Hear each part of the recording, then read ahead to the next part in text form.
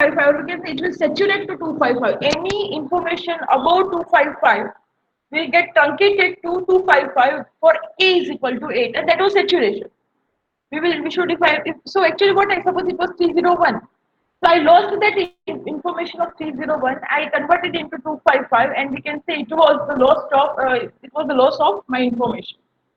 Same way, suppose I am having some subtraction operation and the intensity value, and if you remember that what we can say that the differentiation, first order differentiation, in that also values were going beyond zero, that they were going below zero. They were having negative values. What was happening if I am not doing any operation there? If I am not trying to preserve them, by default, what will happen? So those negative values were also saturated to zero. They were not saturated, but they were rounded off to zero, and that issue is known as noise. So now, what is saturation? Saturation is upper limit. If value goes beyond upper limit, then it is saturation. Your value is saturated, and if your values are going below your expected value or below your defined value, permitted value, then it is known as noise. So here it is shown that you can see here it is total bright area. It is quite bright. It is white area. So it is possible here. What has happened that this is not actually white. Here it was having some values at two. Say it was having 300, 300, 2, 3, 4. So actually it should have different intensities. They are having different intensities, but all are beyond 255, and hence they are truncated to 255. I lost that information. I am seeing that region as totally white, and that is what the saturation is. Okay, because I am losing the information which is above 255. Okay. So now one more question to you. What is okay? Fine. So this is all about saturation and noise. Now we are moving towards spatial resolution. Partial resolution is nothing but what is the size of your image in terms of pixels. Okay, what is the size of your image in terms of pixels? So I am saying my image size is say 10 cross 10, and another image is say 100 cross 100. Which one is having higher spatial resolution? So definitely it is 100 cross 100. 100 cross 100 is having higher spatial resolution because it is having more pixels than the previous case.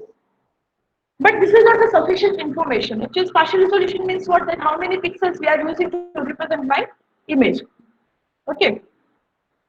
So we generally call pixels as dots as well. So it is possible that how many dots I am having in my image. In that way also you can think of, right? Now the case is okay. Now what is the case? Suppose I am saying you that there is a 100 cross 100 size. There is a size of image. Image size is say 500 cross 500. I'm just assuming my spatial resolution is 500 and cross 500. Okay. Now consider two images. Both of them are having 500 cross 500. One is of postcard size. Another is of A4 paper size or legal paper size. Let us consider as legal paper size. One is of postcard size. Which one will have better details? Both of them are having resolution 500 plus 500. One is of postcard size, another is of legal paper size. Which one will have more details? Size of the image is that much.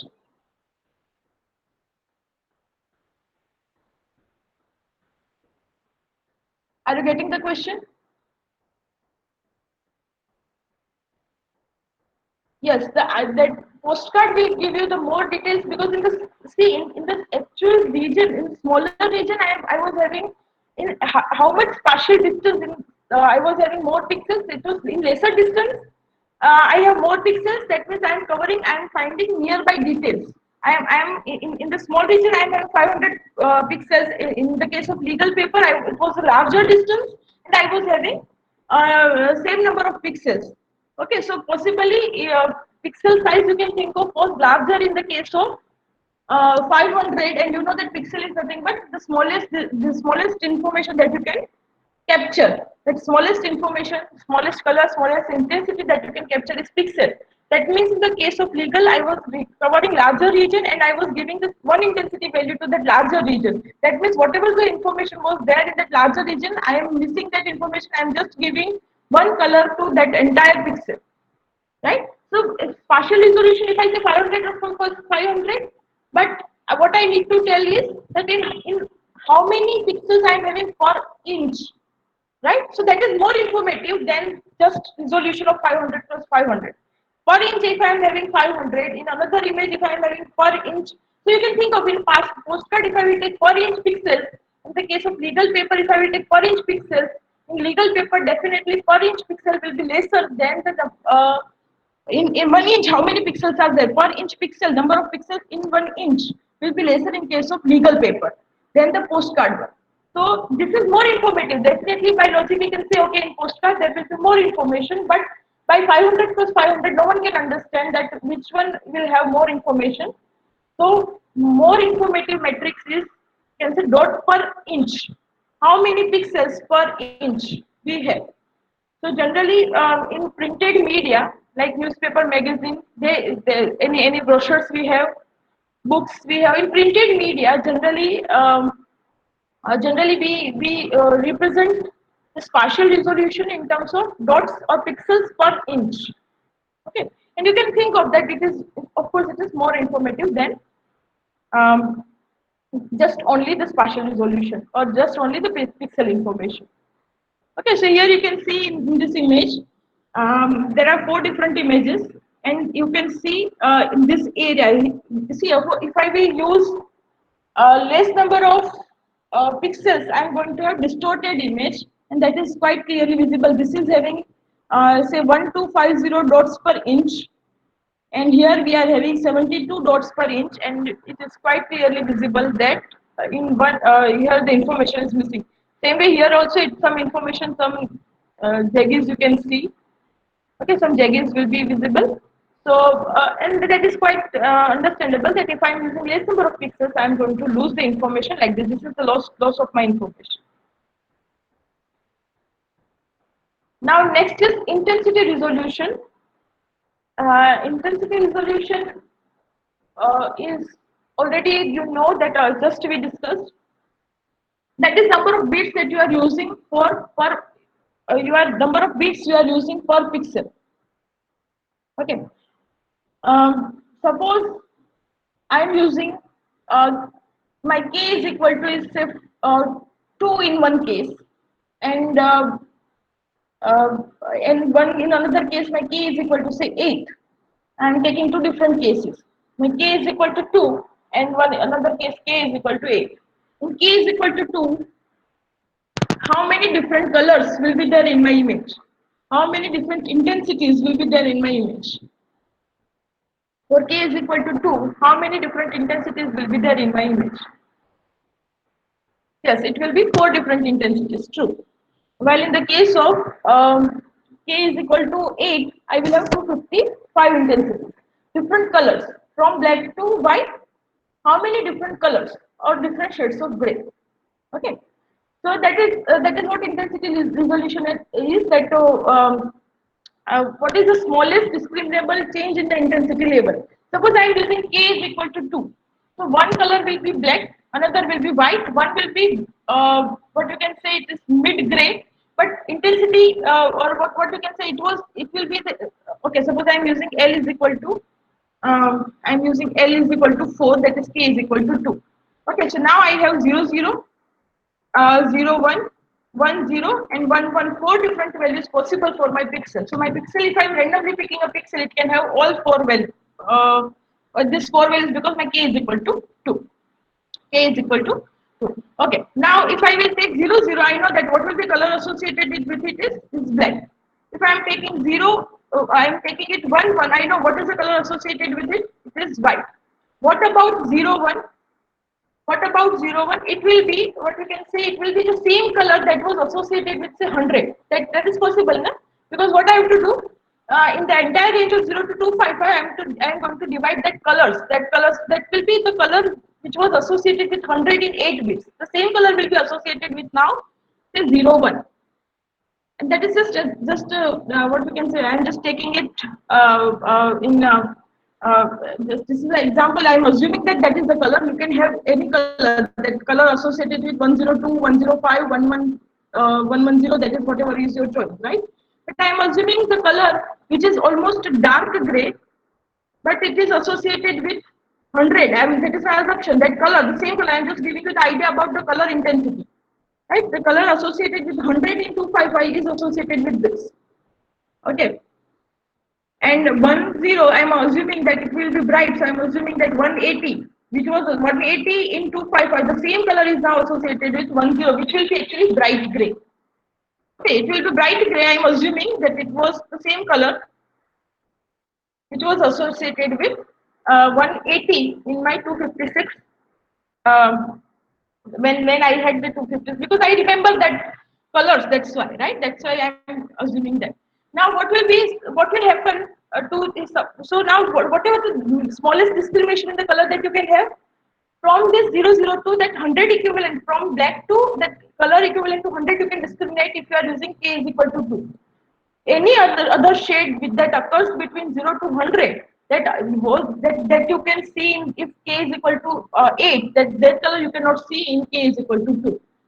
Same way, or any color that was occurring between 100 to 180, any color that is occurring between 100 to 180, if I am using k is equal to 8, I cannot see that in k is equal to 2. So smallest color that I can discriminate with k is equal to 2 is number of color that I can discriminate is lesser in k is equal to 2 than k is equal to 8.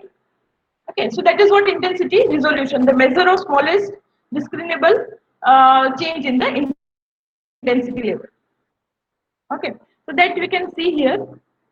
This is my intensity with 256 levels in the image. That is my k is equal to 8, and that is 256 different colors are possible here.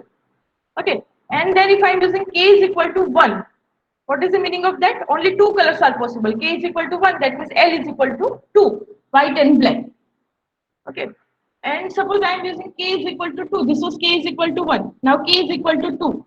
So you can see here, uh, only four colors are there. One is white, this is white. One is this color, bright gray, dark gray, and black. Four colors you can see. No other color is there. Okay. Then if I am going for k is equal to say 3, k is equal to 3, different 8 different colors must be there. So here you can see the different shades of grays are there, right? And if I will increase k is equal to 4, as you can see, number of shades, number of colors increased. How many colors if I will have here with k is equal to 4? With k is equal to 4, I can represent 16 values and have 16 different colors between 0 to 256. That is from black to white, 16 shades we will take.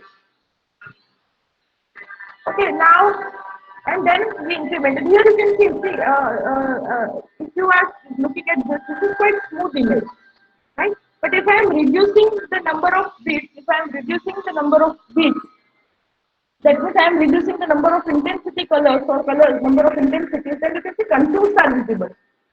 Here the contours are quite clearly visible. Here contours are not. Okay. So that is one observation, that if I am reducing the number of intensity or if I am reducing intensity resolution, I am reducing number of bits. Okay, then what is the problem? Problem is that contours are increasing. Contours are there, right? The clear contours are, because smooth transition will not be there. Sudden jump will come from dark gray to bright gray. It will come. That's why. That's why those contours are visible here. Quite smooth changes are there, so it will not be visible. I have so many colors to represent. Here contours are there. Now another information, and again observe this region of all the images, observe this region of all the images, and this region of all the images. I repeat, observe this region, and this region of all the images. So here, where to observe, I can show you that here. Observe here, here, and here. This region of all. If you can see, if you can see, this intensity resolution, change in the intensity resolution is not harming in this region. I mean, it is of course there will be loss of some information, but it is not problematic contours. Here you can see in this region there is a problematic contour. In this region, problematic contours are there. Here also loss of information is there, but there are not visible contours in this region specifically. In this region, if you will see here in this region, there are no specific contours available. They are almost similar. Can anyone identify the similarities of this observation, or some can you derive some conclusion out of this observation? Can you derive some conclusion out of this observation? What is your observation? In this region, contours are harmful. In this region, contours are harmful. But in this region, contours, of course, are creating problems, but they are not as much as intense. They are not as intense as they are here. What can be the reason? Observe.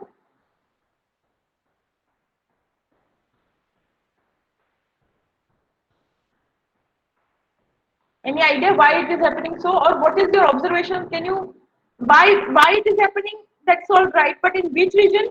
In terms of details, can you tell me the conclusion in terms of details? If details are high, the intensity resolution creates troubles. In the case of details is high or details are low. In my image, there is a region where details are high, and in the case of in my image, there is a region where details are low. Intensity transformation creates trouble where the information is low. That's true. Yes, where the information is low, or we can say smooth regions are there, their intensity resolution creates trouble. Okay, so K, different K values, here it was K only, the K is equal to 8, K is equal to 6, 5, 7, whatever, right? So K creates trouble if my region is smooth. That is what my observation is, right? Okay, and that is what the next is isopreference curve. What they did, they took they took different n values. That means they took for these images they took different size of the images. 256 plus 256, 512 plus 512. Different size of the same images are taken. Different n values. Okay. Then they for suppose 256 plus 256 they took different pixel values. Like for 256 plus 256, what if I'm using k is equal to 2? What if I'm using k is equal to 3? And they experimented, they did a subjective study.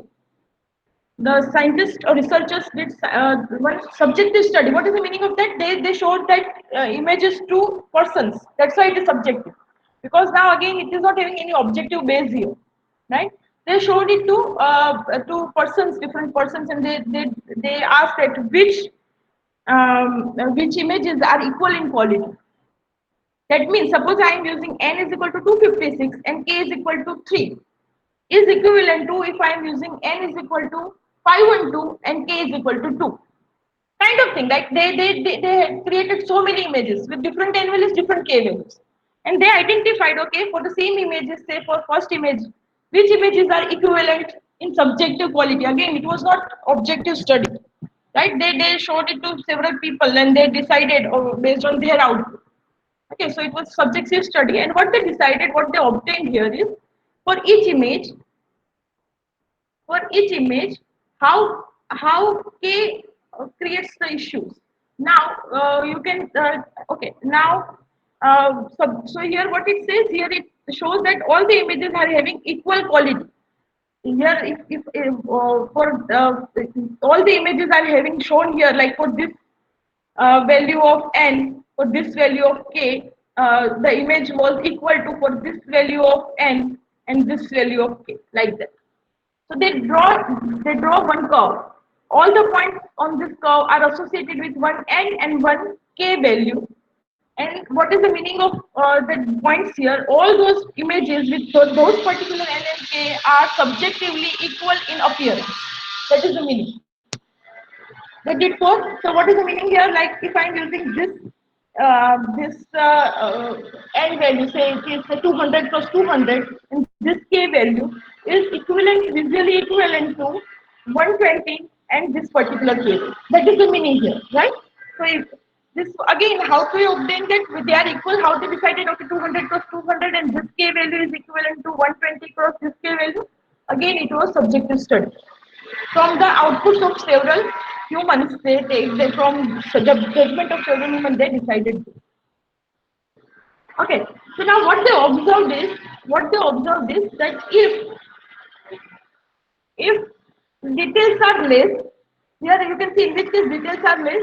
Definitely in the case of this Lina and the detail is less. Here detail is intermediate level, and here so lot of detail in in region is there. So what do you think, in which case K will not matter much? In which case in image 1, 2 or 3, K will not matter much. K is problematic in the case of lower details, low details, right? So yes, Amelia, you are correct. In case of third image, K, whatever the K value, if you are having increasing the K value or reducing the K value, it is not going to give, of course, some subjective difference will be there, but not, there will not be harmful loss of information or harmful creation of the contours. So that is what is shown here. Like in all the cases, K matters. If K changes, the curve changes. But here it is almost vertical. What is the meaning of that? What is the meaning of that? That K change in the K in the image crowd is not affecting much, and that already we have observed here. That if details are low, na, K is not creating that much difference, visual difference. Human visual system cannot identify the color intensity difference if lot of detail is there. That is what the conclusion is.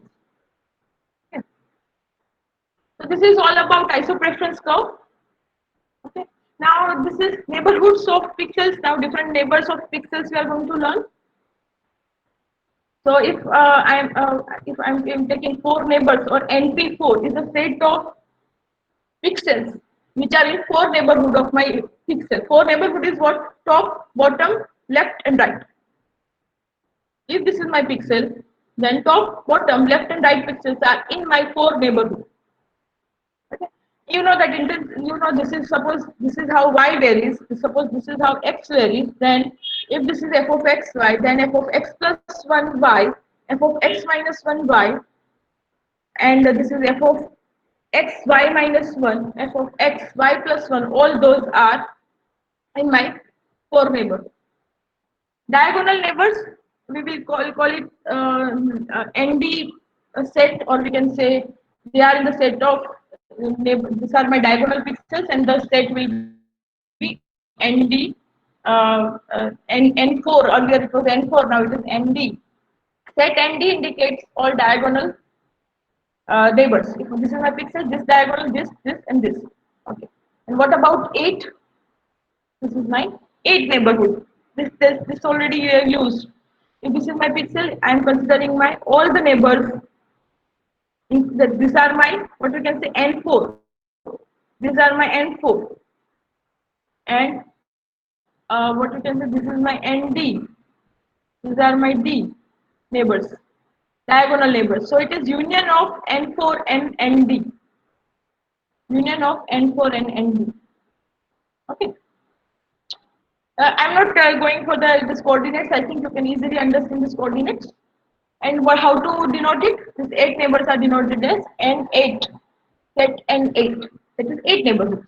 Actually, they are union of 4 neighbors and diagonal neighbors. What is connectivity? Um, okay, suppose what we can say,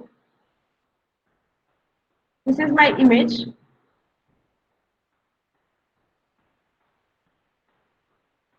Okay, and I'm assuming that I want to connect all the pixels whose intensity is 1. I want to see that how many pixels with intensity 1 are connected. Okay, so if these two pixels are like that, other values are 0. Assume other values are 0. Okay, I'm not writing all. Assume other values are 0. Okay. Now tell me, these two pixels are connected with each other if I am considering connectivity N4. Are these two pixels, I will say, okay, find the connected pixels in the connectivity N4. What is the meaning of that? You have to consider pixels are connected if they are N4 neighbors. That is the meaning. Right? So they are not N4 neighbors, and hence they are not connected. They are not having connectivity in N4. That is the meaning. Are they having connectivity in N8? They are connected in which connectivity? N8 and 8, and which other connectivity is there? Yes, ND. They are N8 and ND because they are also diagonal neighbors. So if I say just find connectivity in ND, you will say yes, it is. Right? But here, what is the assumption? That I will check all the pixels with intensity 1 are connected or not. So here I will say this, I have set C. C is 1. I assume that set C is 1. What is the meaning of that? I have to find out all the intensities, all the pixels with intensity 1 are connected or not. Now consider another case. I am considering another case where my set C is 1, comma 2. What is the meaning of that? I have to consider that all the pixels, and I have to consider another image as well. So I am considering my image.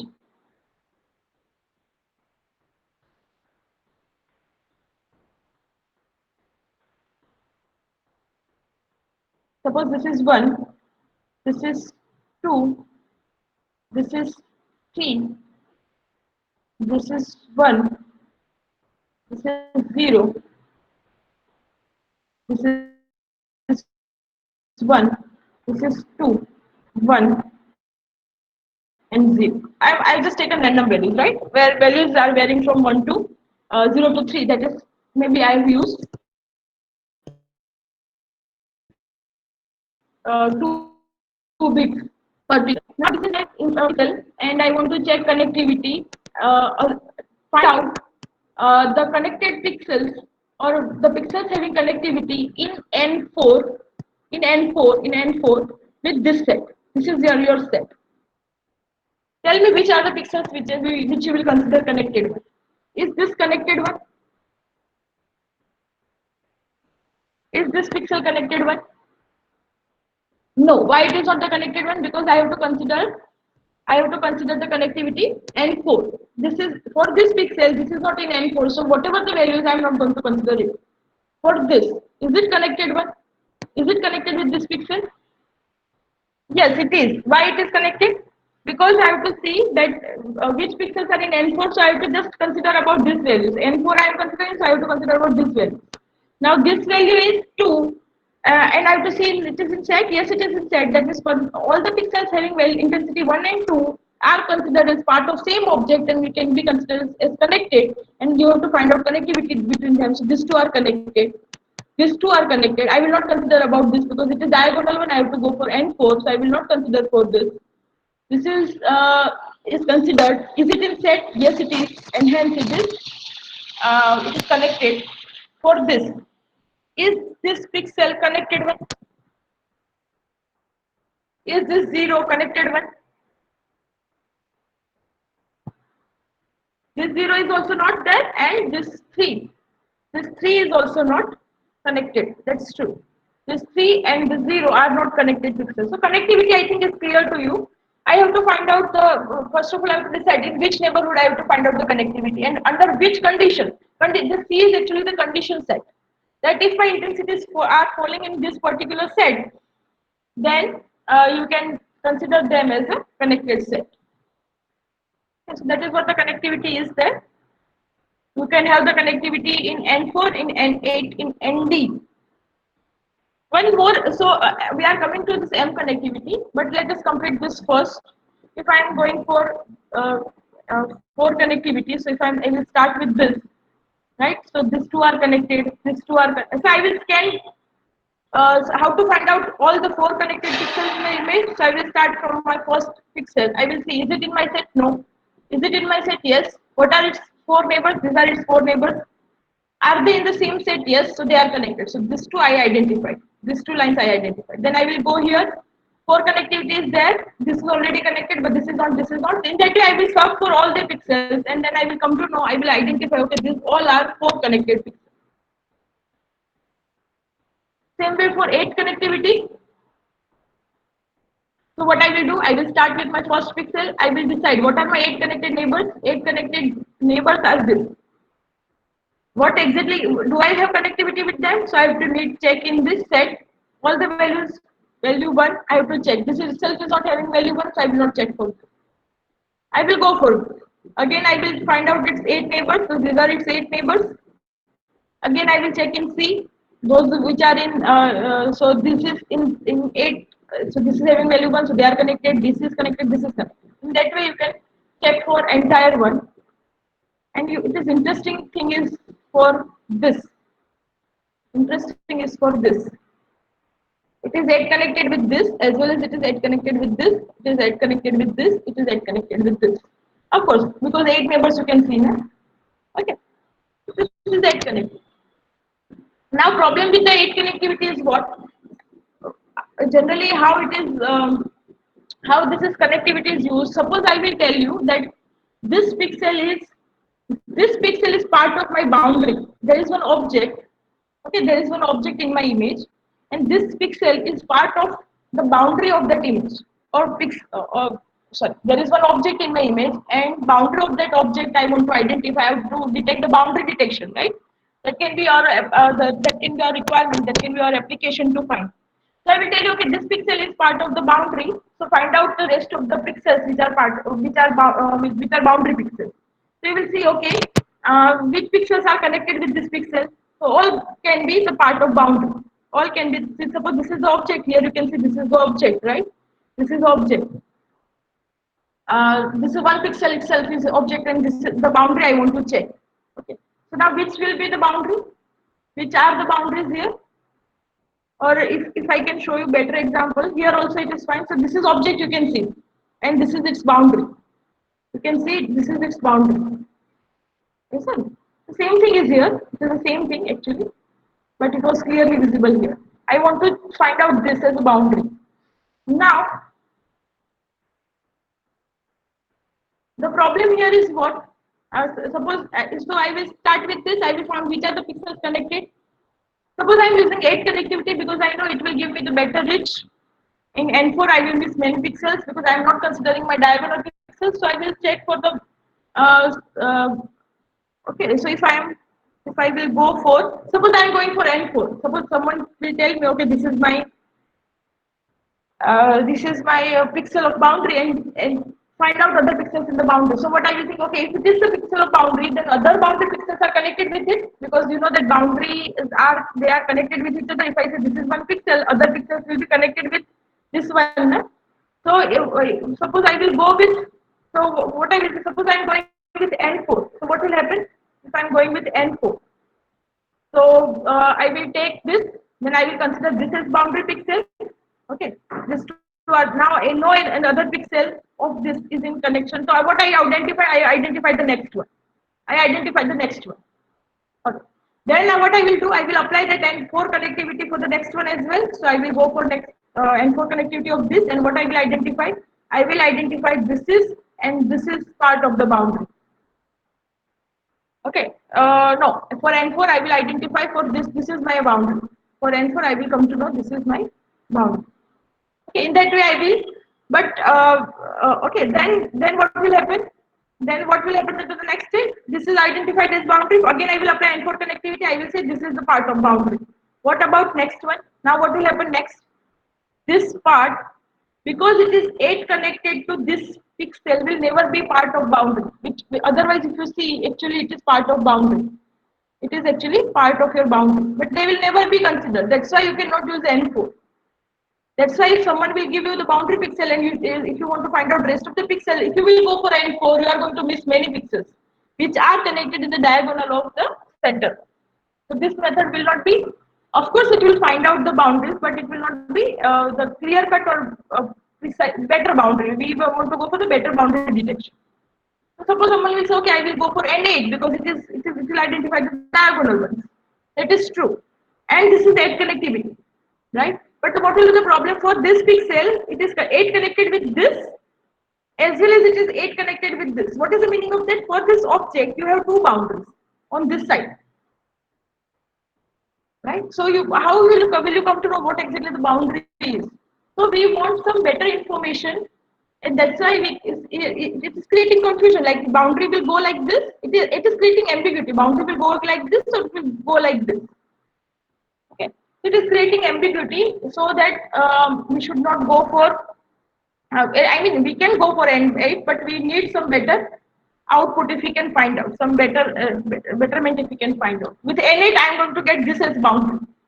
With N8, I am going to get this as my boundary, and it is quite ambiguous whether this is the path, or this is the path. Three different paths are there, right? It is connected like this. It is having this boundary, or it is having this boundary, or it is having this boundary. Okay.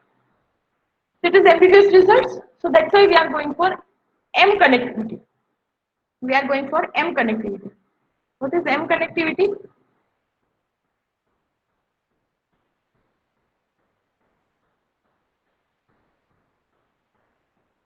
connectivity is if the pixel for which you want to check the connectivity is in N4, then it is M connected. All the N4 connected pixels are M connected pixels.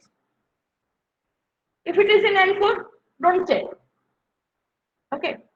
Because N4 are minimum, so that we saw na, that in N4 minimum connected pixels you are going to get. So if it is in N4, no need to worry about. Ambiguity is created for the diagonal pixels only. The ambiguity was created for the diagonal pixels only. Because that was diagonal connection, that's why that issue was created. If I can eliminate this, if I can eliminate this, then my boundary will be quite clear, single boundary. That is what the purpose is. Okay, so now suppose it is in diagonal one. Suppose it is not in N4, but it is in diagonal one. Then what you have to do? You have to check whether the four connectivity of your pixel and the selected pixel should be empty. Then it is M connected. I can show you that. What are the rules? Rule is I am considering for this pixel. I am considering for this pixel. Suppose I am checking this and this pixel. Are they in M connectivity? Are they in M connectivity? These two are in M connectivity. So you will first check. Okay, are they in N4? Yes, they are. Definitely, they are M connected. So yes, these two are in M connected. So this connection is there for M connection. Okay, that is done. Now for this pixel, I will go for this. Are they in M connectivity? So for first condition was, are they in 4 connectivity? So your answer will be no. They are not in 4 connectivity, but they are in diagonal connectivity. So now 4 connectivity of this and 4 connectivity of this should be empty. Empty means what? 4 connected pixels of this and 4 connected pixels of this should not have value from this set. If they are not having any neighbor from this set, that means I mean they should not have common neighbors having value from this set. That is what the meaning is. We can go for that checking what it is. Suppose I want to check for this and this, so I will check 4 connection of this and 4 connection of this. So let us check 4 connection of this. So 4 connection of this is 4 connection, this is 4 connection, this is 4 connection, and this is 4 connection of center pixel, this pixel. Okay. Same way I will go for 4 connection of this. What 4 connection of this will be this, this, this, and upper one. But we don't have, so we can assume the padding. We can assume padding here, and no need to check it. Right now, what are the intersections? So intersections are this pixel and this pixel. In this intersection, any value is from this set. Yes, this value is 0, which is intersection of both, but it is not from the set, so that's why this will not be counted. This will not be counted. For this, is it in the set? Yes, it is. That means intersection of both, intersection of 4 connectivity of this and intersection of this and this is not empty, and hence it is not empty. It is from this set, and hence these two are not in M connection. So this connection is not valid in M connection. Same way you can check for this and this. Let us verify for this and this.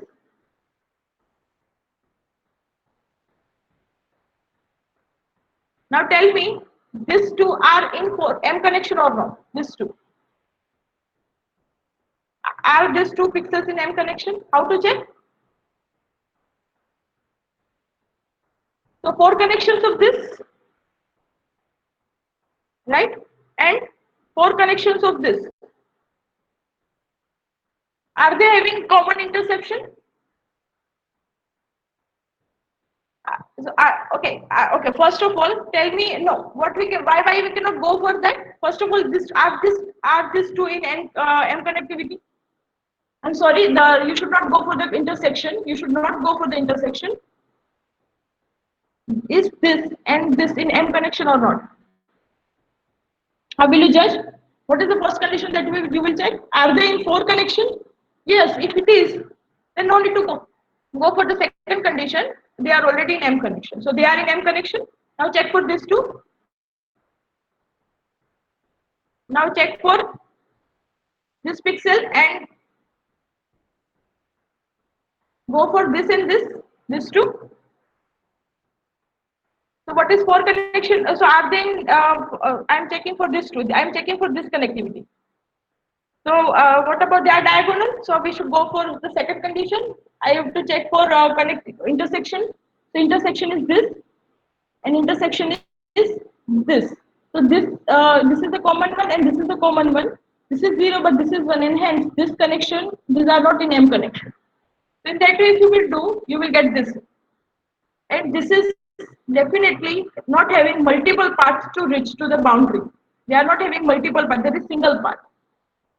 So boundary will be quite clear than the previous. So this is what the M connectivity is. Okay. So here the same thing. This is 4 connected path. This is 8 connected path, and this is M connected path. M connected path. This is not there because if you will see this they are in diagonal, and the common thing common for N4 common N4 elements are for this and this and okay. So these two are the common elements between these two. And you can see that my set is 1. If my set is 1, then this is the common intersection, or we can say intersection, which is not making the cell not empty, and hence this is not in M connected. And you can see the ambiguity is removed again. That is what the advantage of M connectivity. If it is in N4, definitely you can consider as M connectivity. If it is in diagonal, check whether they are having any common pixels which are from the set. If yes, then they are not M connected. What about path? What about path? So we can say if two pixels are, suppose I say these two pixels are connected with so 4 connected path is coordinates of 3 pixels. Whatever the coordinate value, say this is 0, 1, this is 2, 2, whatever. So 2, 2, 0, 1 and 0, 2 are connected. This is path 2, 2, 0, 1, 0, 2. If I am assuming that my index starts from 0. So my this coordinates which are connected, here I will have coordinate of this, coordinate of this, coordinate of this, and coordinate of this are, this is path. Here I have two paths to reach here. I have one path this and one path through this. Two paths to reach this pixel P. Okay. So and if any pixel, suppose I say this is, someone will ask you that this is connected with this or not. What will be your answer? Is this connected with this or not? With 8 connectivity. Someone will ask you, then what you can say? Yes, they are connected because there exists a path between them. Are they connected with 4 connectivity? So 4 connectivity is like this. So they are not connected with 4 connectivity because there is not a single path between this pixel and this pixel with 4 connectivity. Okay, path is the coordinate of that entire route. Okay. The formal definitions are given. I hope you will read them. The meaning is already conveyed. Now, next is say next is connected components. See, what I want is I want to identify the components which are connected with. I want to actually identify how many objects are there in my image. So this is my image. There is a ball here, or some other object is somewhere here, right? There is one object here. There is some other object here. So I will say in my image there is a circle, there is a square, there is a triangle. How many objects are there in my image? How many objects are there? Because see, we want to observe our mind. We want to observe that how exactly we are calculating it. Algorithm wise, we will go in the next lecture. But just tell me that how you are calculating. Are you able to calculate how many objects we are having in the image? How many objects are there in the image?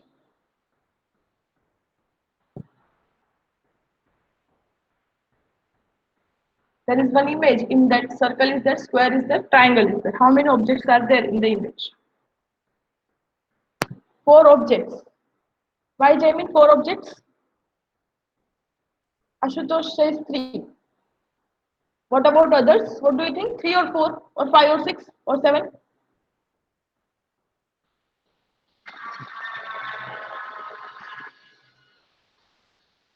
Anshuman says 3 and mine says 4. See, I'm asking about foreground. Okay, you are considering the background as object. I'm asking about objects. Objects, I say some square shape is there, some round shape is there. You can talk the foreground objects, right? So, okay, so yes, fine. So if you are not considering background as object, I generally object is foreground, right? So thing is placed on the in the image. There is something, right? So some object is placed. So generally our objects are considered foreground only. But anyway, so if we are considering just foreground objects which are going specifically for that, then it is three. Three objects are there. How you identified it? So what exactly you did? You checked how many connected components, how many actually this is actually connected, right? It is having some relation. These pixels are having some relation between each other, or we can say these pixels are having some relation with each other, right? What exactly your mind did here? These pixels are connected with each other. That's why there is object one.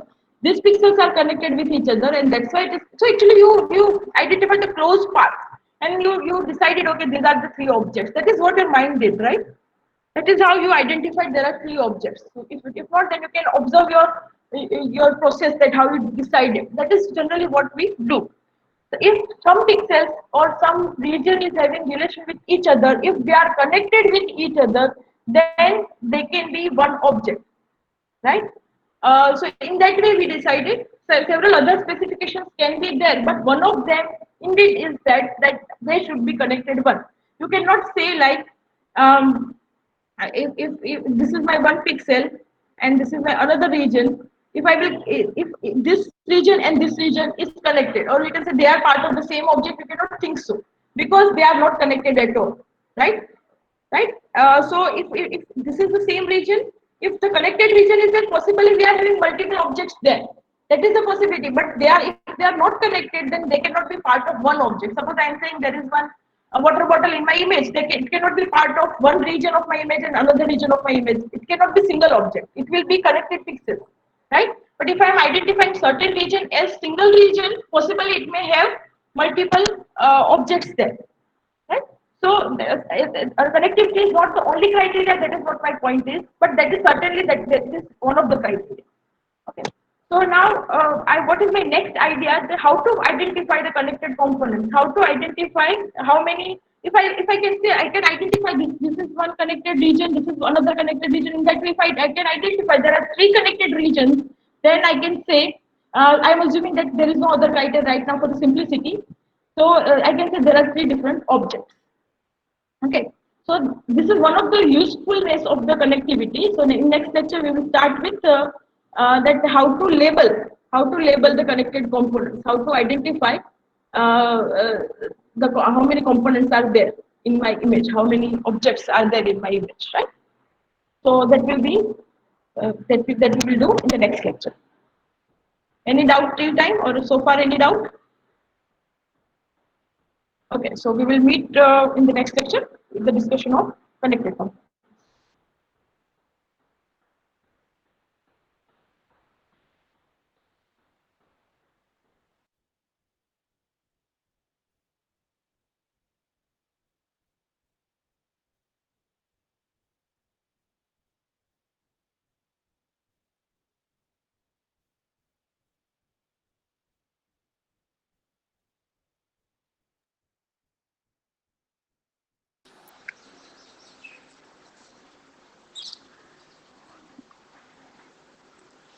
Good evening, class. It's 4:32, and last class for the day, right? Last lecture for the day. Big data and analytics. Okay, fine. So let me start with a few, questions at hand. If you remember, we discussed data science, right? And the question was, what is the keyword? data or the science? Any opinion?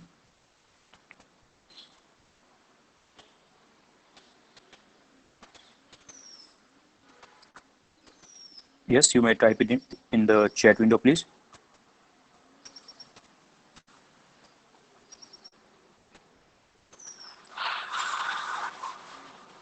I repeat the question. In data science, which one is the keyword? Data or science?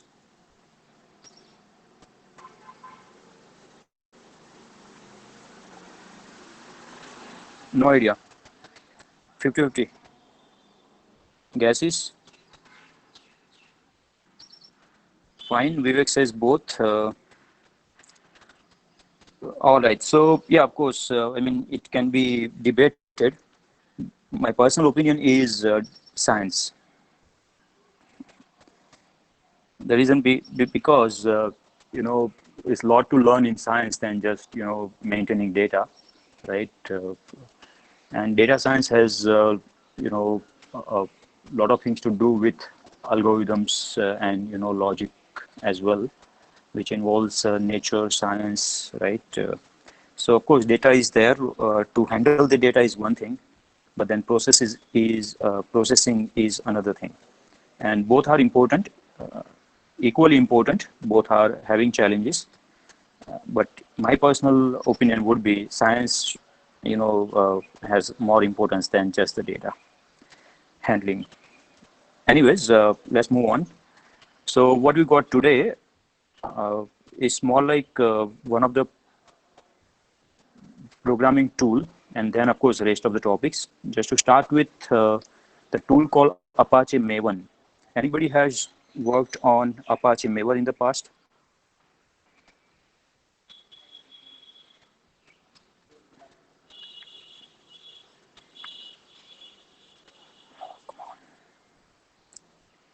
Hitul says he has worked on Apache Maven in the past.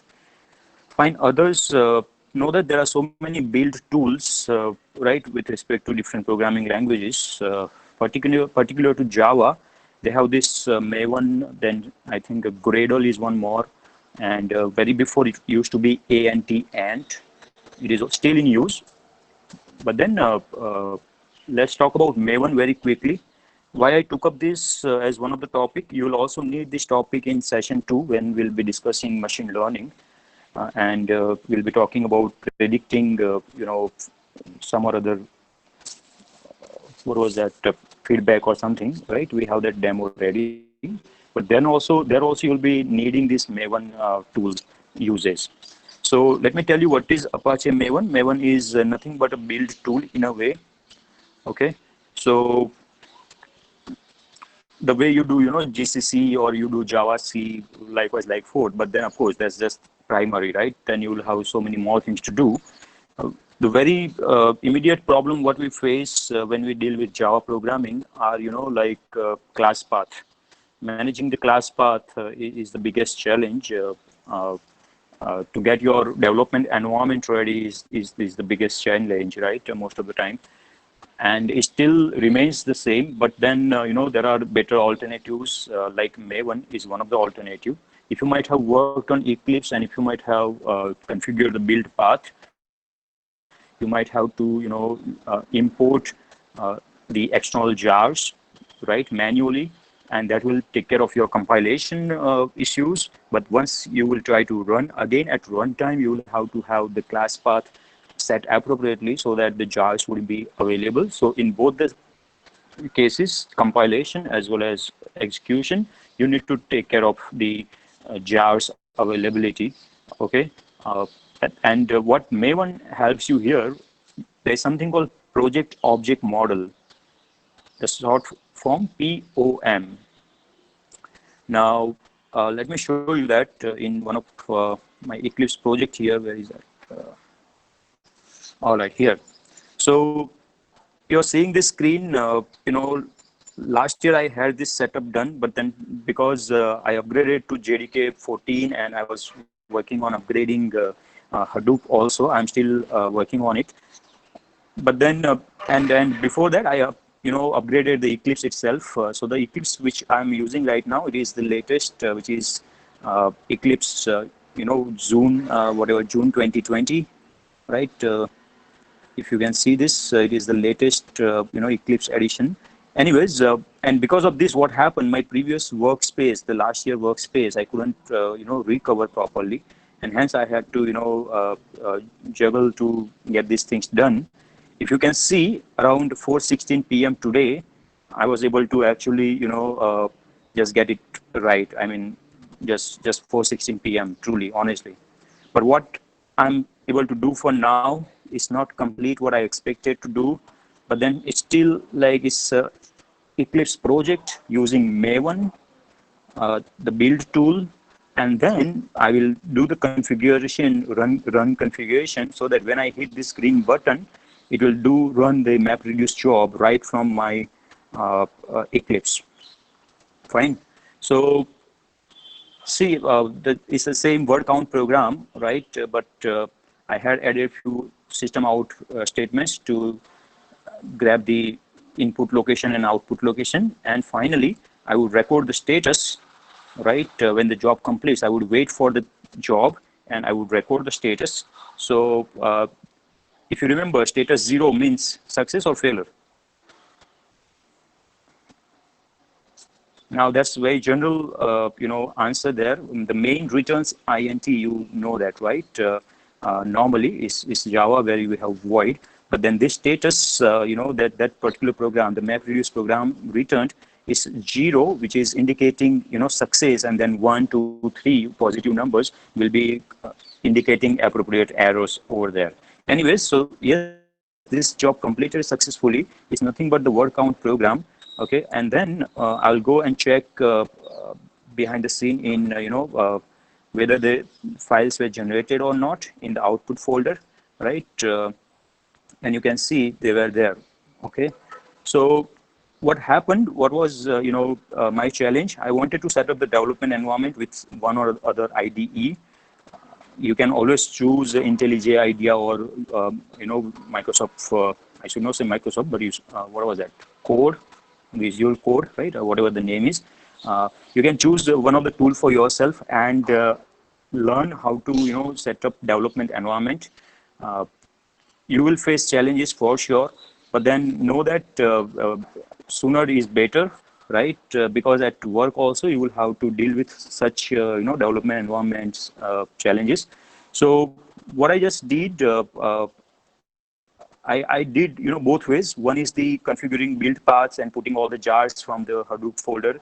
That also worked. And the second way, what I am showing you right now, is the Maven way of doing it, where you will have a file named pom.xml in your folder. Actually, you will create a Java project. When you do file and new, you will select other, and there you will have to go to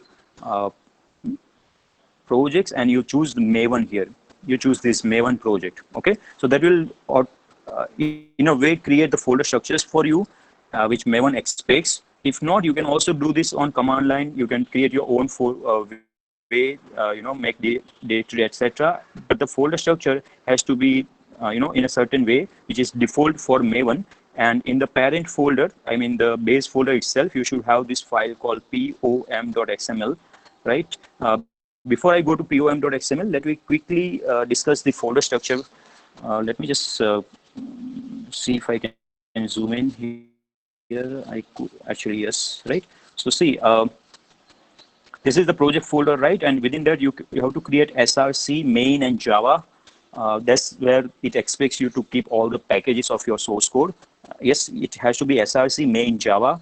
Okay, if you don't want this way, then you will have to put some extra lines in this XML file, mentioning your own way of folder structure. But this is the default what Maven expects: src, main, Java, and any packages you may want, you may keep it inside that, right? Then I mean, resources I'm not using right now. This test is actually for test-driven development. You might have heard about TDD, like JUnit based, test-driven development, etc. That again, I'm not exploring for now. Okay, but then know that this is what Maven expects you to have Java in so and so folder, right? Packages into so and so folder. Now, what will happen when you will, compile and build, etc. Finally, this target folder is going to be the one where you'll have jar files, etc., which I will show you from command line also, right? So then this particular file pom.xml in the base folder itself. Now, what that file is.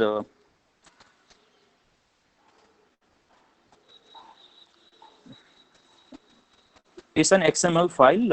It is supporting that project object model concept, right? And then I would share this with you, complete project, so you would have chance to try on your own.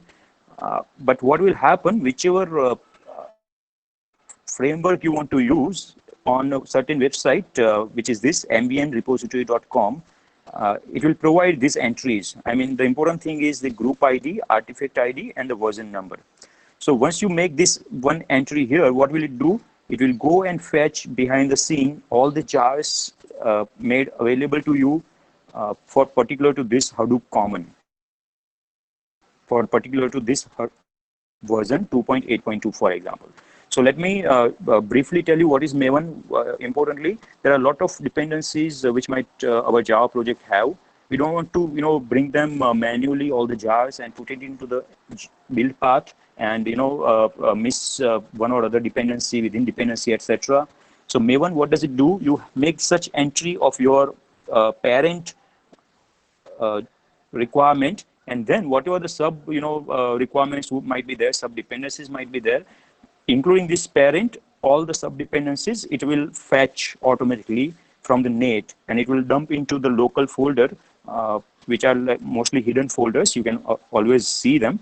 But then what it will do, you have to have internet connected when you do Maven uses. I repeat, you have to have internet connected when you do use Maven. There is a workaround. I mean, there is a feature if you want to do offline download and then do the development, but we will not describe that for now. But there is also a facility where you can download all the, there is just one command which will create a local repository of all these jars for you, and then you use them. I repeat, you can also create local repository of all these jars and then use it for your project development. But if your internet is smooth, you can just let it be live and then add such entries for your required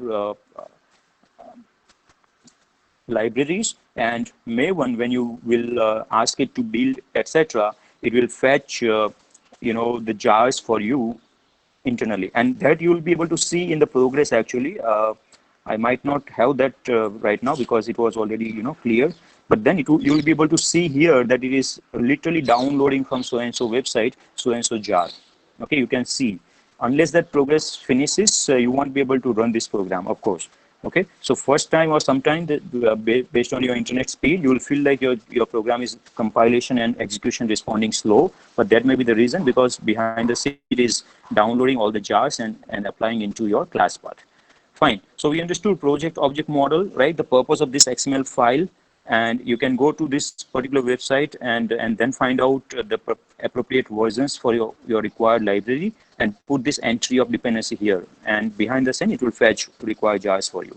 Then once it happens, so what will happen? Of course, all the errors, compilation times error will go away. Like without that, many of these will show red, because we will, even though we have imported, but these jars, like particular to Hadoop, the jars might not be there in my class path, and hence I would see rares, so many rares, right? But then once that works out, compile time error will go away. Now let me show you which are the, okay, so I can show this command line also. So let's just see, where am I? Okay, I'm in the same folder as the workspace, so what you're seeing here. Okay, if I may say tree, that the same thing what you are seeing there, but it will be little different, right? Because it might also have some extra. So you see this src main Java, and then we have described this part. The target, what I was talking about, is the place where also the folder name classes, where once the compilation has been done, all the class files will be generated, and then when you will hit one mod goal to generate a jar file, all these class files and the required, other libraries, they will all be, bundled into one, and that will be this jar. So this jar is actually your own project jar. I repeat, this jar is your own project jar. Now, how this name is coming up here, that's how you provide this property in pom.xml file. See, you provided this property name like group. This is about your project, okay? What is the group ID of your project? What is the artifact ID of your project? And then what is the version of this project for now, okay? So based on this, the jar file name will be automatically generated for you, okay? And then what am I doing in my program? Once I do compile, I'm using that jar, okay, to go forward, because for now, the thing is that when you run this MapReduce job from Eclipse, the MapReduce expects you to have a jar made available. Otherwise, what is happening, the inner classes, which are there, this classes, this int_sum reducer and these are custom, right? Our own.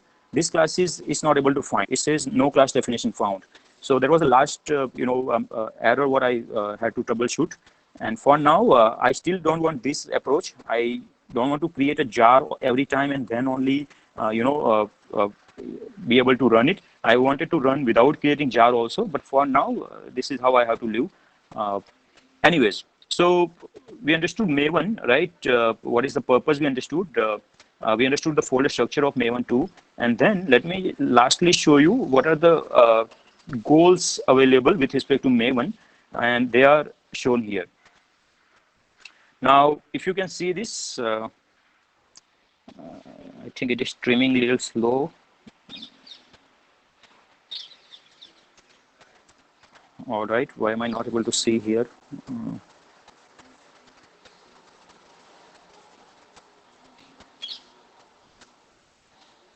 Okay.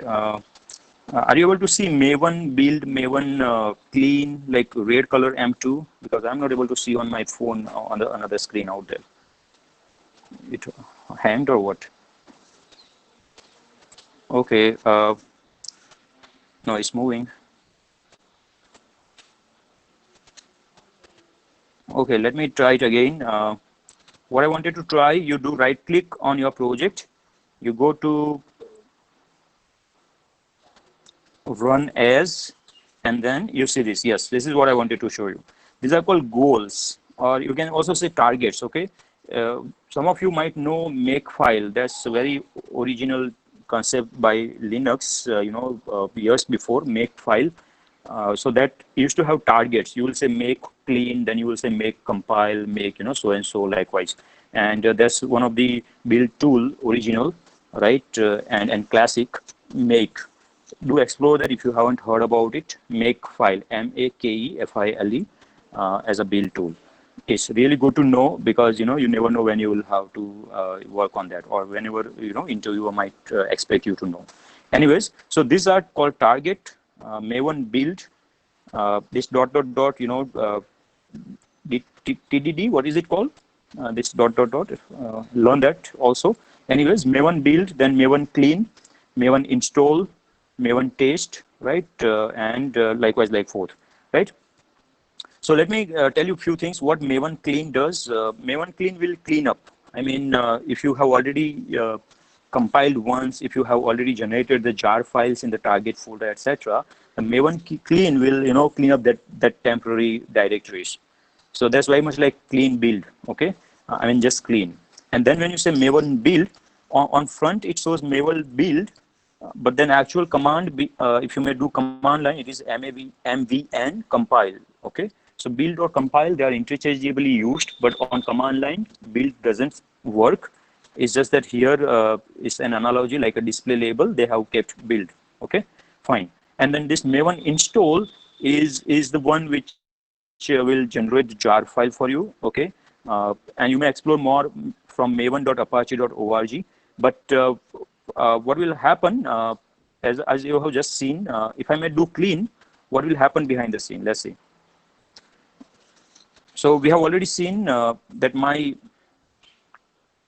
excuse me. Yeah, we have already seen that my folder had the target jar file and classes, etc. Right? When I will say Maven clean, what am I expecting? Any idea? And if I go and do tree again, what am I expecting? I'm expecting this target folder to be cleaned. I mean, I am expecting the jar to be removed, and most likely this classes folder will be empty. Okay. Now it's been heavy on my laptop for now. Okay. But of course, Maven clean is in progress right now. Fine. So that's about Maven. Please explore that.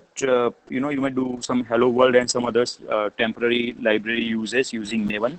For example, XML to CSV or vice versa, etc. And some third-party library do utilize using Maven. We'll anyway do that with Mahout. I repeat, the Mahout machine learning library, that particular example, we have used this Maven build there. If you may be interested, I will share that ahead of time with you also. Fine, I'll keep that aside now. Maven, I mean, that's not part of your syllabus, but it's needed, so I just thought I should cover it. And it was supposed to be with your Java technologies, fourth semester itself. But anyways, it's right time to explore build tools like Maven and all. So do explore it. If I may want to do on command line also, I may be able to do it.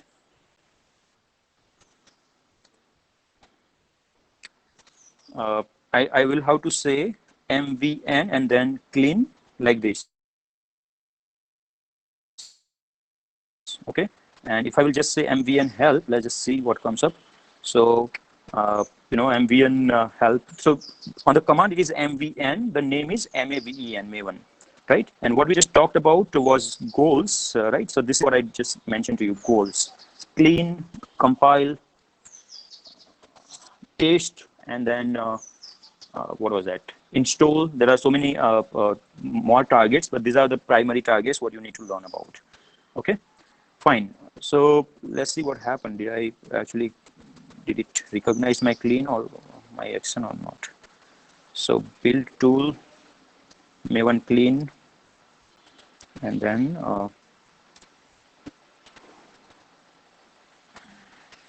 okay. So progress started. It's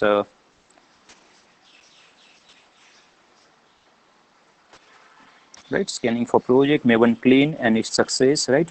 So if it is clean clearly, what I expect that the classes folder, the target folder altogether went away. You see this? I think it will take a little time. I have already switched to okay, yeah, you're not yet able to see the screen. What I did, I ran the tree command, and then the target folder has vanished, right? Yes, the target folder has vanished.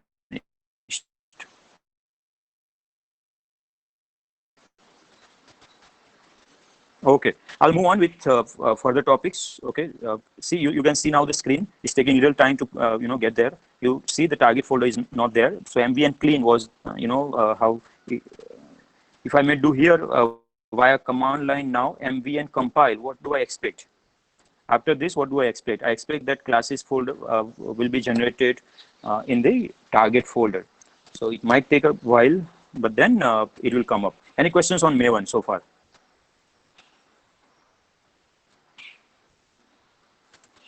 So the same thing, whether you hit the those RAID menu items or you do behind the scene is the same thing.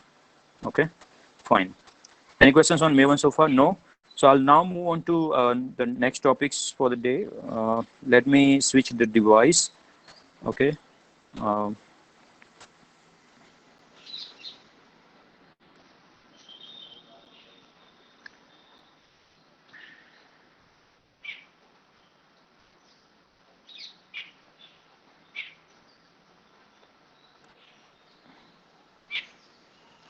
All right. So many more topics to learn.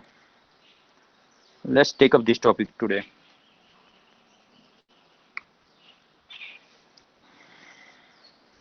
Okay, the title you can see now, because I'm using the same device, I won't be able to see the screen, what you are seeing. Hopefully you are able to see the understanding Terra short, Hadoop benchmarking from, please pin, the tab whichever is being presented by C4.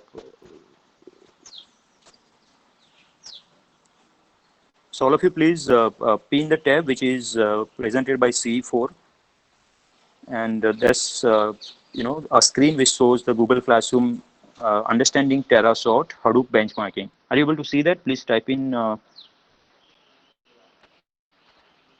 Come on. Fine. I hope you are able to see it, right? So let me move on with the topic. What is it? So understanding TerraSort, and that's a part of benchmarking what we talk about. Okay.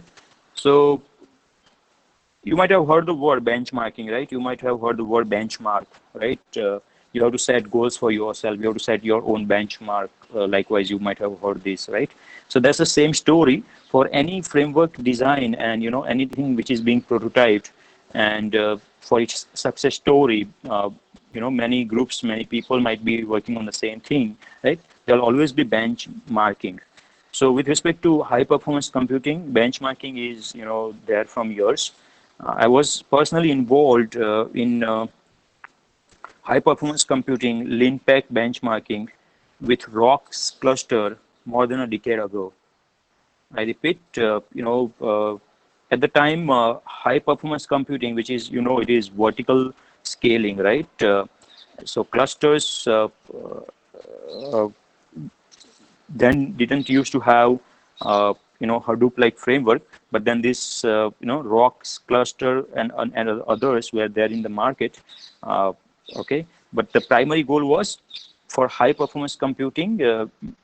We needed to benchmark. So let's say I have a cluster of 20 computer, and then I will have to benchmark and find out how strong it is, what is its capacity. Likewise, okay, then I will be tuning it, I will be changing the configurations, and then I'll re-benchmark and find out what is its capacity, etc. So with respect to that, let's just say Hadoop benchmarking. Okay, uh, so when Hadoop was under development, or was ready to be in the market, of course there were challenges open by multiple groups like HP and all, and it was used for benchmarking. So Hadoop benchmarking mean to say the Hadoop cluster which will actually run a program, and there will be measurement that how much time does it take. Okay, and then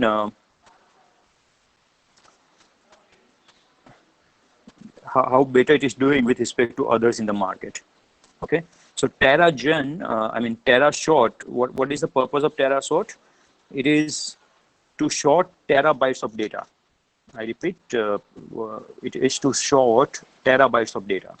So first, what terabytes of data needs to be handled, and they will be scattered on multiple commodity computers, right?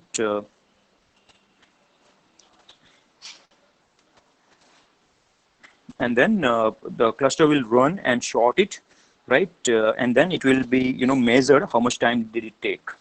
Okay, so this TerraSort, it was a competition, and then these are the programs provided by Hadoop themselves. There are multiple 3 to 4 Java programs. One which generates the data, the next which will sort the data, and the third one which will be actually doing the validation whether it is really sorted or not. I will have to find a way to do this, right? So here is this in May 2008. So and so ran this code on a 910 node cluster and sorted the 10 billion records. 10 billion is 1 terabyte in 209 seconds, which is 3.48 minutes, to win the annual general purpose, so and so competition, terabyte short benchmark.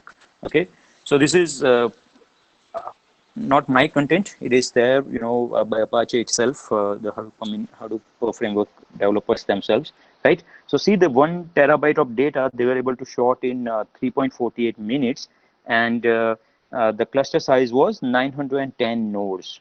I repeat, 910 nodes. Now they have given so much more details out there. What was the cluster, computer configuration, etc. So all these things I will definitely share with you, right? Important thing here is how this short program you might understand. I mean, if you have to develop this shorting technique, which will have data across HDFS, right, nodes, and then your MapReduce has to short it. So your job is now to think what will you write in this MapReduce program. This is the fourth exercise which we are working on. You remember the first was word count simple, then categorizing books, then we talked about mutual friends, right? Then ma'am took some exercises too, and this is one more into the row, which is the Terra short. Now, anybody wants me to run this program right now? Chat window, please. It will just take 3 minutes and 47 seconds or whatever was there.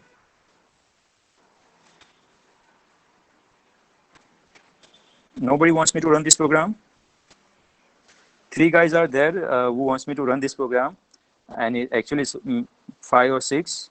Now my question is, can I really run this program right now? I just made the point, right?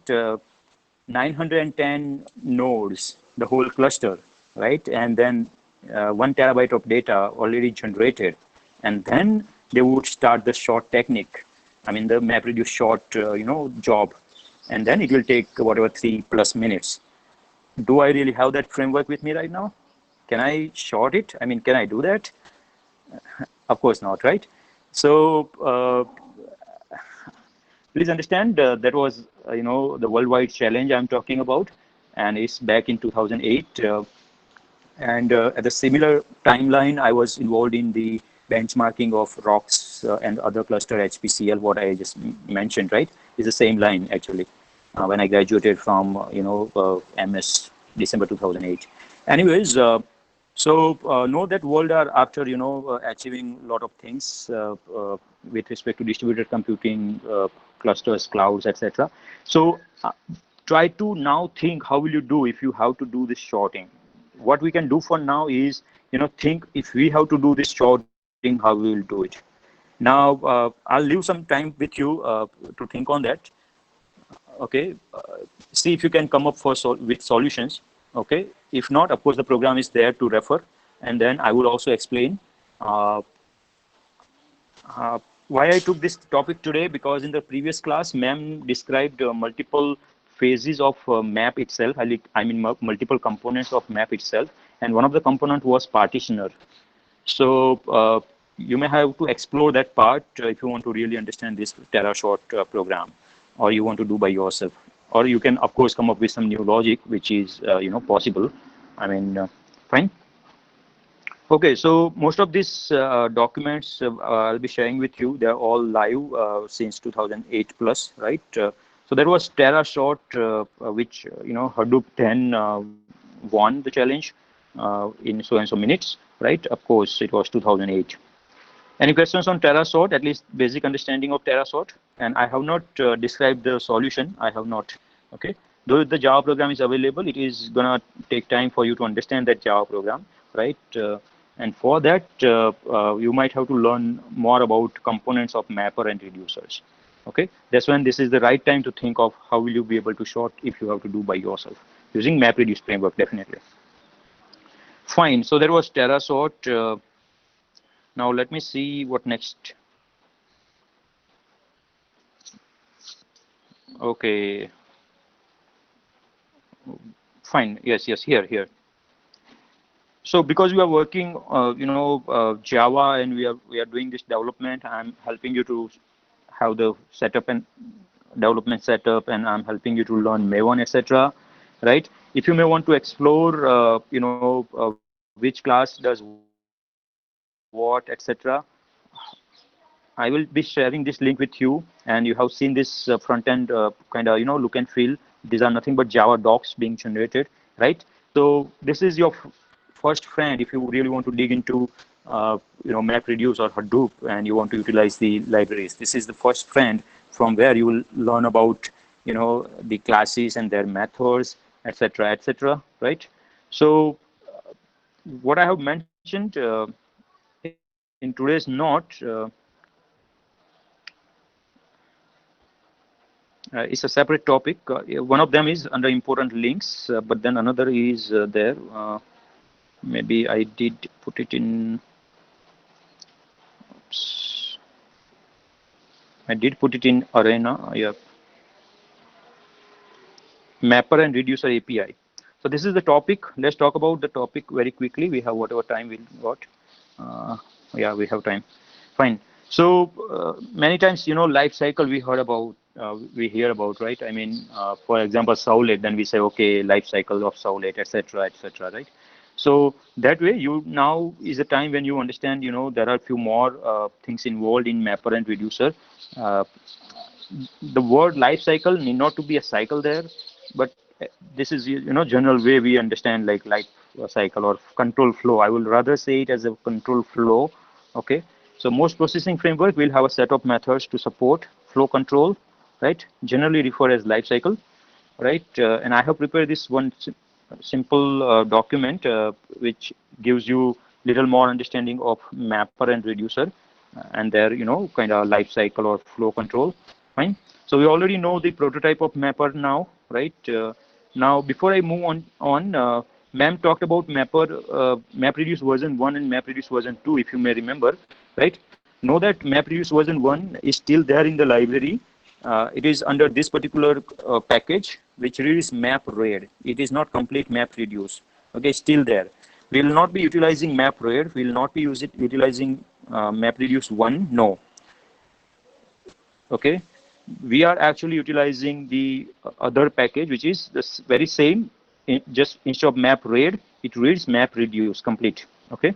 So that's what this package we are talking about and the class. Now, one more difference in MapReduce 1, there used to be interfaces. Let me just show that. Maybe I note it. Also, note the difference between interface and abstract class. Okay. So those who are into Java, you may, or basically in OOP, you may know the purpose of interface, and you may also know the purpose of abstract class. There was a change from version 1 to version 2 of MapReduce. Version 1 was primarily, with interfaces, but then they changed the design, and in version 2 they adhered with abstract classes. Now you please think why they would do that. Okay, what was the primary reason for doing so?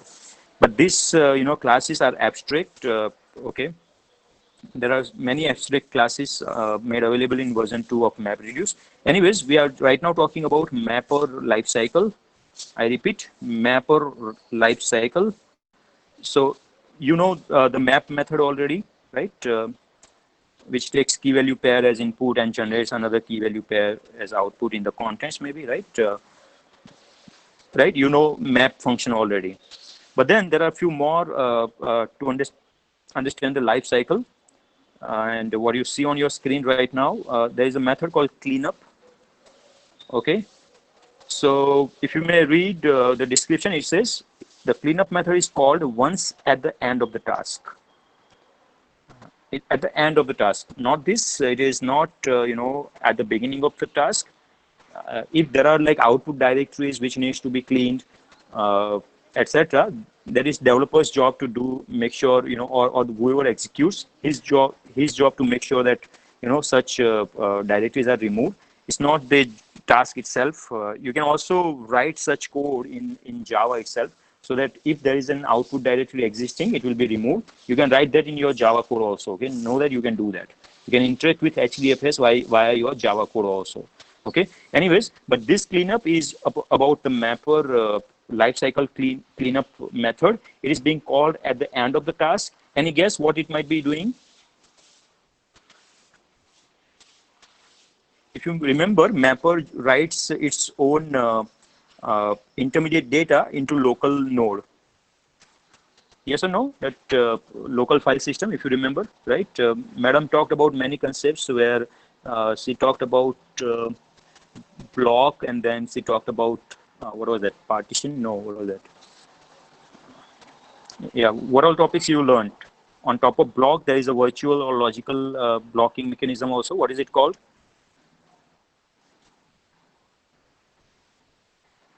anyways, they are for input, but then output or split, right? Splits, right?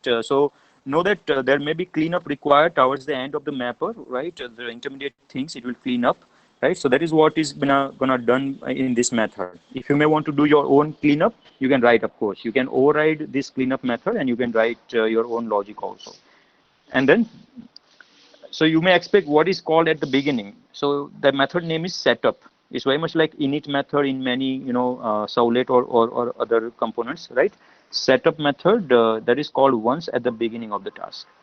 Okay, so that is about it. I mean, so the flow will be, it will call the setup first, then it will call the map function. See, now map function, it says it is called once for each key value pair in the input split.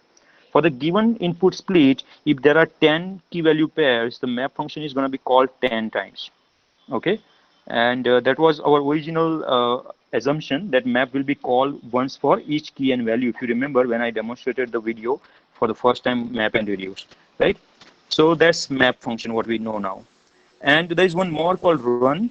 I have not personally used it, but then you can always, explore that part. So run function, it is you can override, and it is for more complete control over the execution of the mapper. So if you may want complete control, you can override this and do more about mapper.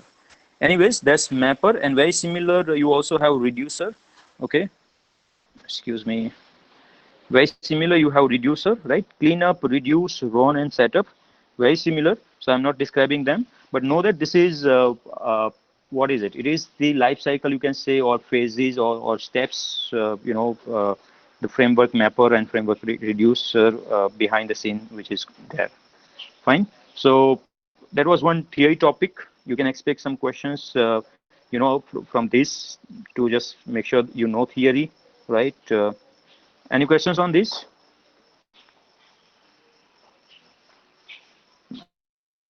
My goodness. Okay, so in the chat window, Jainik and Jaimeen responded to that question, what cleanup might be doing for you. Okay, fine. Anyways, yeah, that's local storage cleanup. That's right. Yeah, possibly, yes. Okay, we'll move on to the next topic in a row. Fine. So see, basically, I'm covering theory topics as well as, practical part, hands-on things we'll explore in the lab also, right? What next? Okay.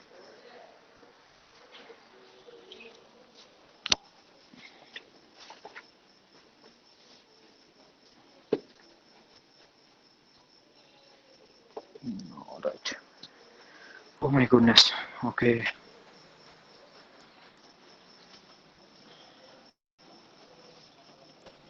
So we talked about mapper and reducer, lifecycle, understanding TerraSort, word count. Okay. Excuse me. I don't want to confuse you here, but let me just inform you. The word count program itself has a version 2. I repeat, the word count program itself has a version 2. I mean, improved word count. Okay, and that's there made available to you by Apache Hadoop itself on the website. So I would share that link with you. Those who have already understood what is word count version 1 doing, you may then move on and read what word count version 2 might be doing. Okay, so wait a minute, let me just find that. Excuse me, I'm sorry about this. Yes, here.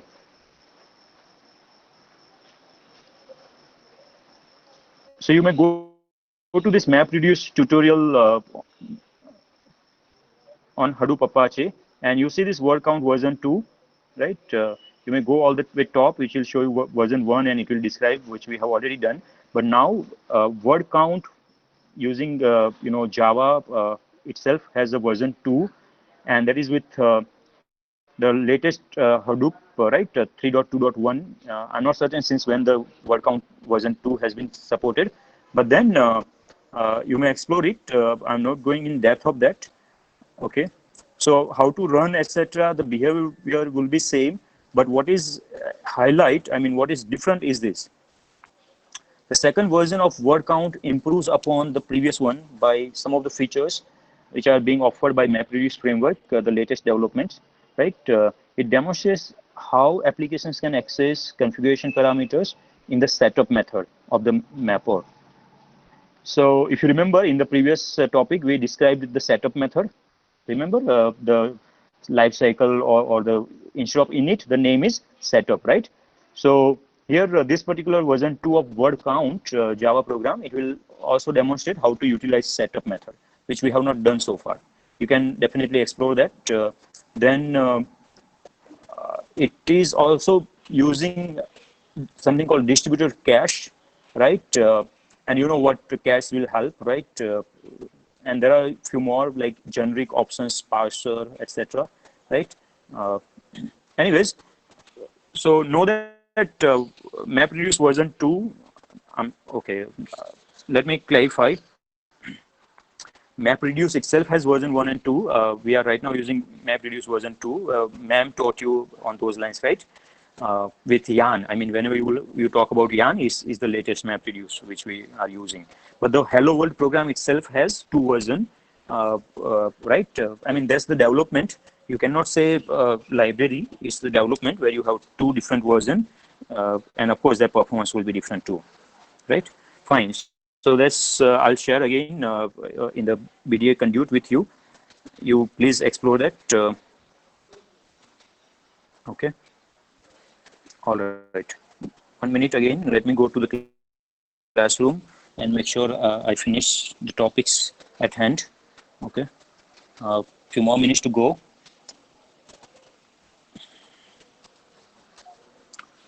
How many of you are utilizing InfyTQ, Infosys.com? And I know there are, many who have already cleared multiple rounds and are,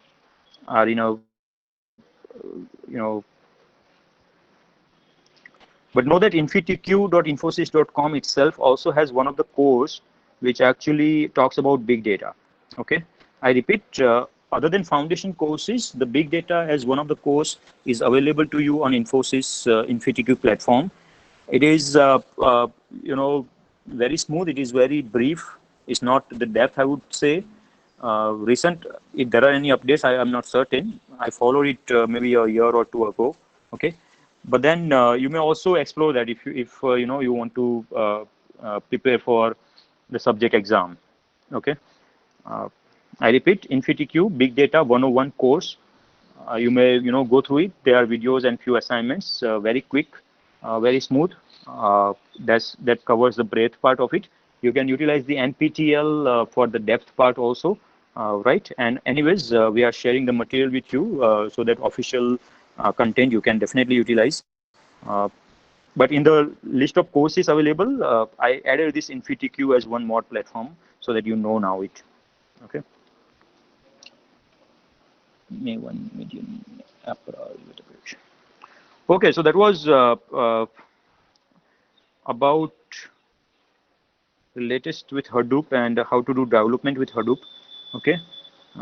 If I want to talk a little more applications, I haven't prepared the material for that. I would do that and share with you. Before I move on, let me just see here the InfyTQ I already added as one of the course, right?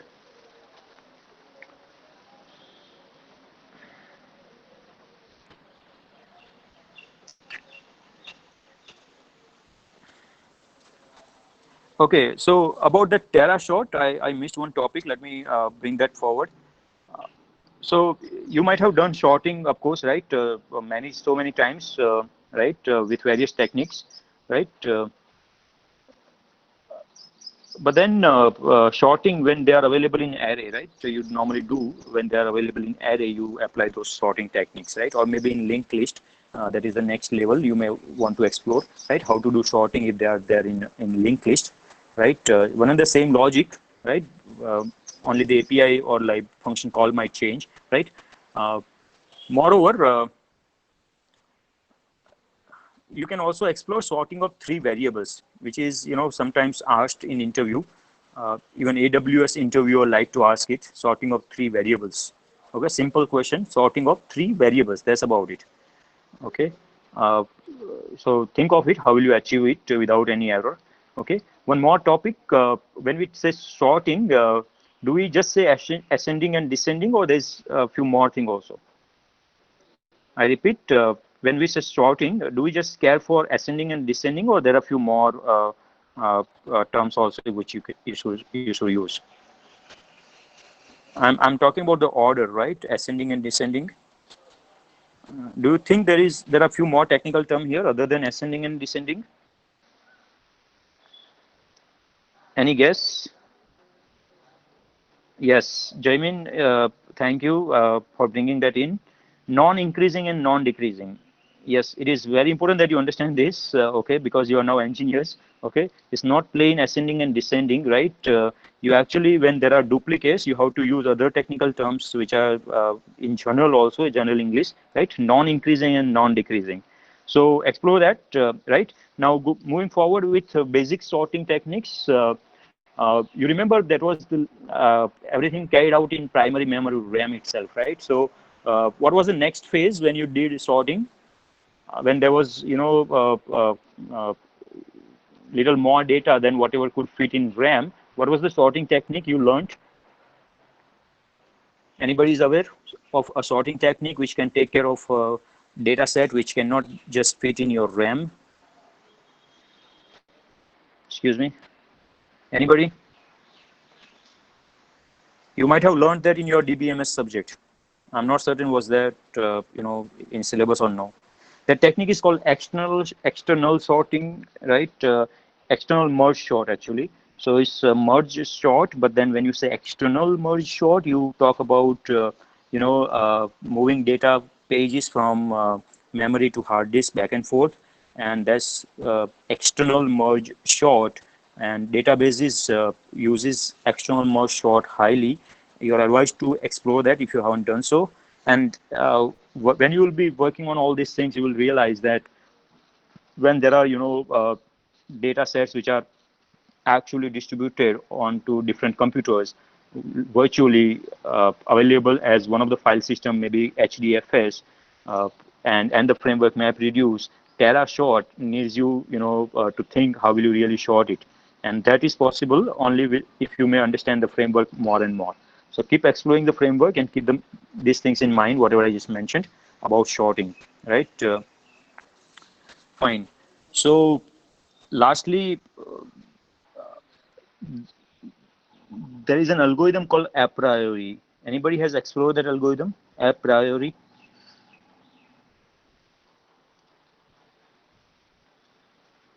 Okay, so let me take this up. A priori algorithm has to do with data warehouse and data mining. Okay, it's specifically for the e-commerce when it was booming, right?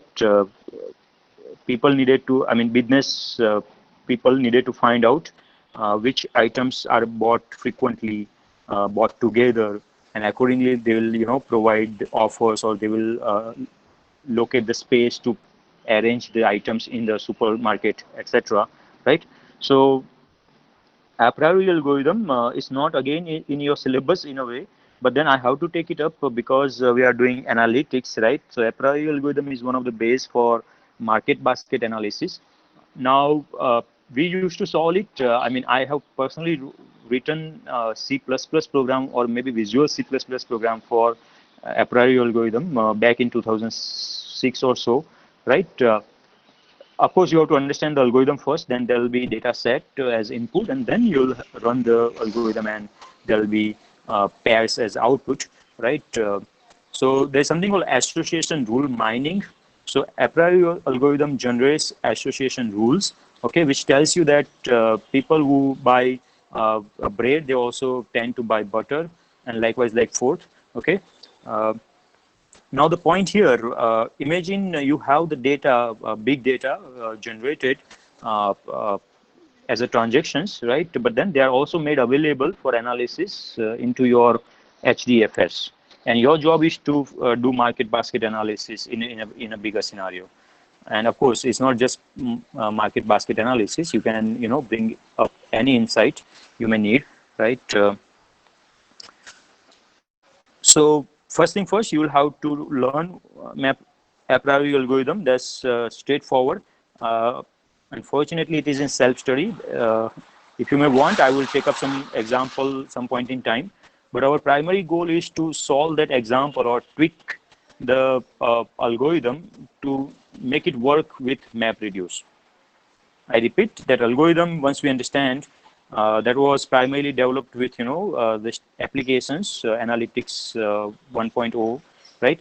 But then we'll have to actually tweak tweak the algorithm so that we can shoot that for MapReduce framework.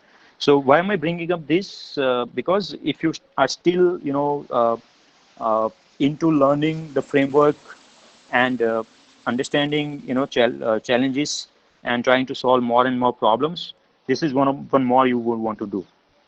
So there are so many we have described so far, starting from word count to mutual friends and Terra short, and then this is one more which is a priori, right? Why we are taking up so many examples, so that you can be confident that how exactly you can utilize this paradigm or programming model, right? Fine. So with that, I would stop now. I think so many of you are already out of the class, right? But make sure you convey whatever the points being covered